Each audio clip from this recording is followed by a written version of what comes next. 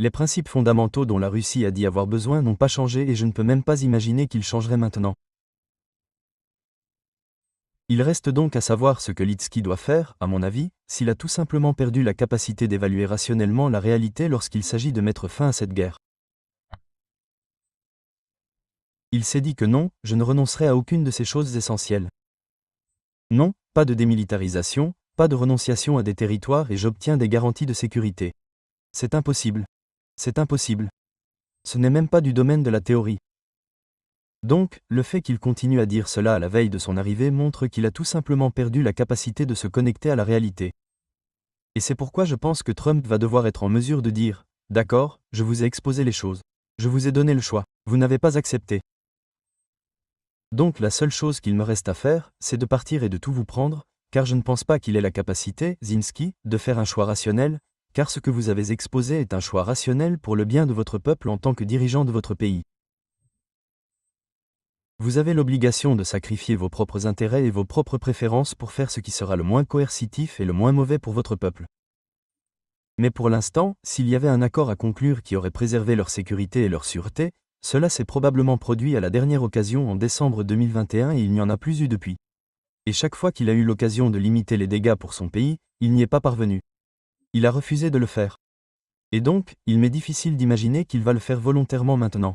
Je suis d'accord, bien sûr, il va essayer de faire bonne figure, mais je ne pense pas qu'il en ait la capacité. C'est pourquoi c'est soit les États-Unis et l'Europe, soit les États-Unis vont devoir intervenir et dire « D'accord, si vous ne pouvez pas prendre la décision, nous allons la prendre à votre place. » Parce que si nous laissons Zelensky décider, je ne pense pas qu'il ait la capacité de faire un choix rationnel.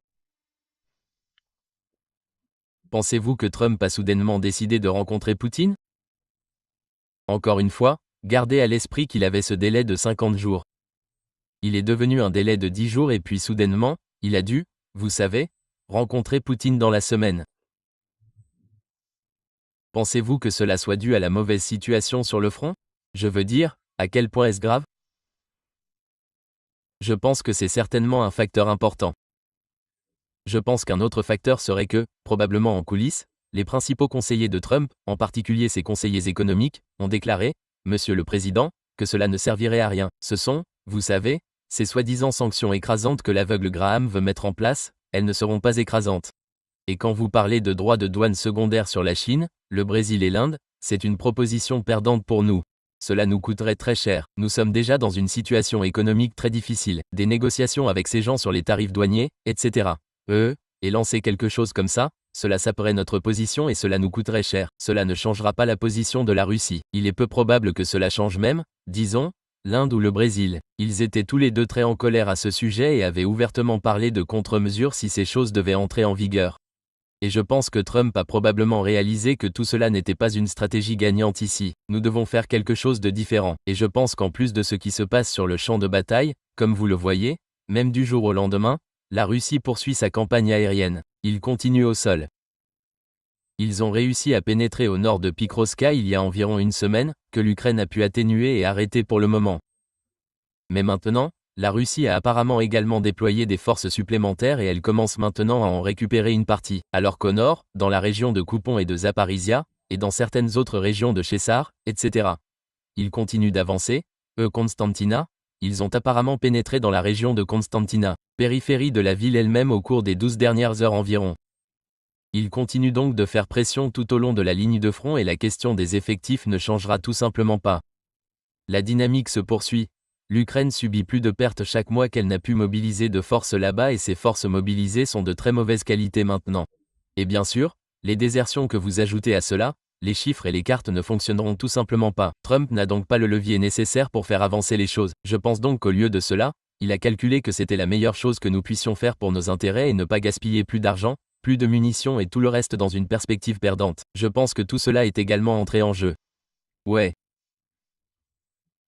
Quelles sont, selon vous, les chances que les Européens puissent, vous savez, remplacer les États-Unis en termes de soutien à la guerre?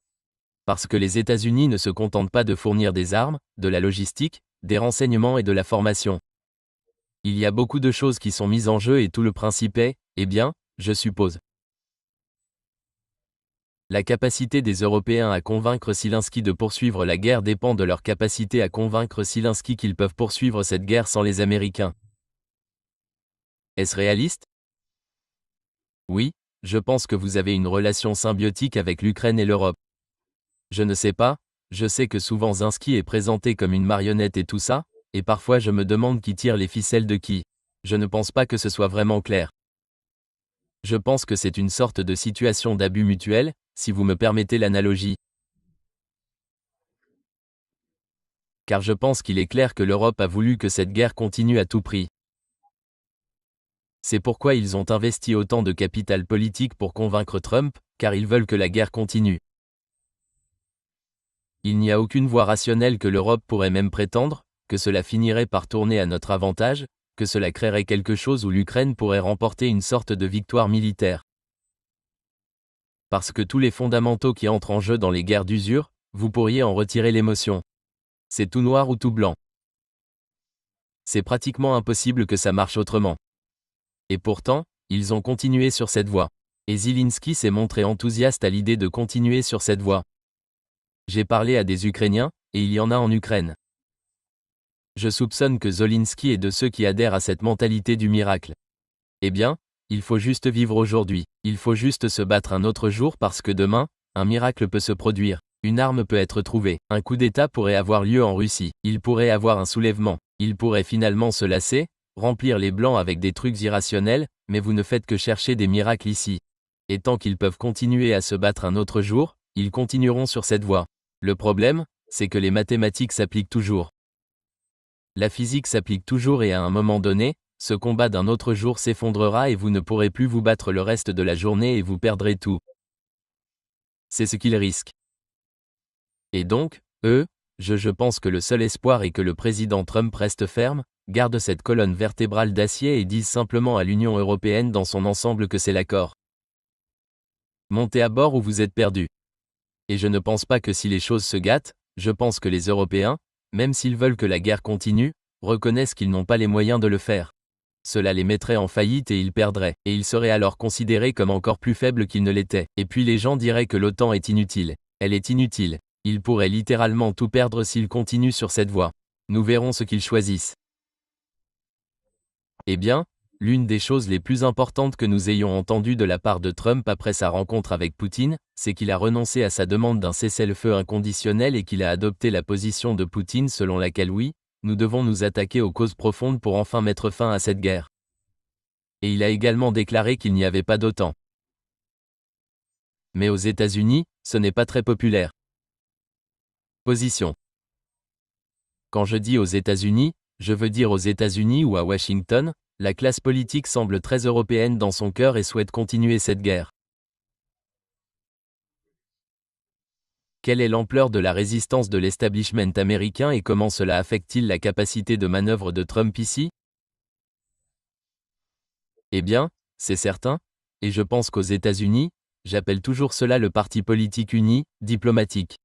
Je suis désolé, républicain ou démocrate, cela ne fait aucune différence. Ils sont à peu près tous pareils, tous de l'élite. Nous l'appelons donc le parti uni. C'est donc une sorte de politique étrangère. C'est une politique terrible.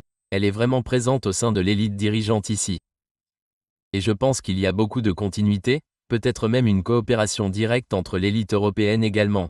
Donc, en ce sens, c'est peut-être même un parti uni plus grand que vous ne pouvez l'imaginer. Ils l'ont certainement tous été, et pendant l'administration de la candidature, ils étaient tous ensemble pour perpétuer la guerre, même si, intellectuellement, beaucoup d'entre eux de toute façon savaient qu'elle ne pourrait jamais être gagnée, mais le simple fait de mener la guerre est un succès en soi, et ils n'avaient aucun scrupule moral à accepter que leur jeune cerveau nage dans le sang de leur propre peuple et de la destruction de leur pays.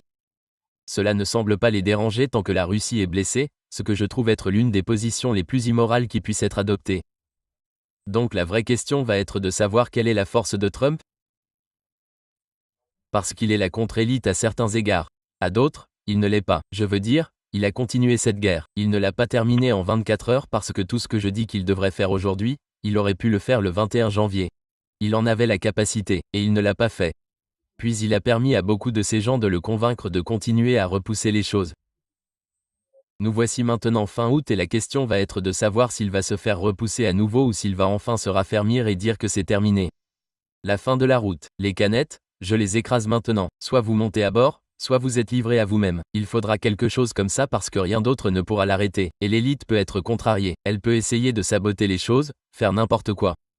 Mais tout se résume à la force de Trump en tant que leader individuel, car il a la capacité de faire pression contre tout cela. Nous verrons s'il y parvient.